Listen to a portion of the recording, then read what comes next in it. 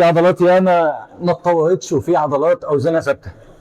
انا عندي الكتف الجانبي رابر باك اوزانه ثابته بقالها فتره، بس الاداء بيتحسن. حاليا وصلت الاداء ثابت، الاداء ثابت وفي نفس الوقت الاوزان ثابته. فانا قدامي خيارين: هستنى كمان شويه لحد ما الاداء اتاكد انه مش هيتحسن خلاص وبعد كده ابدا ازود وزن، ولا ابدا ازود مجموعه باك اوف ست كل واحده فيهم. يعني لو انا مثلا في التي بختم بلعب مجموعه تسخين، ومجموعه اولى ب 80 بجيب بيها 6 عدات، ومجموعه ثانيه بال 80 بجيب بيها 7 عدات، اسمه 5 عدات، اقلب عده بالظبط.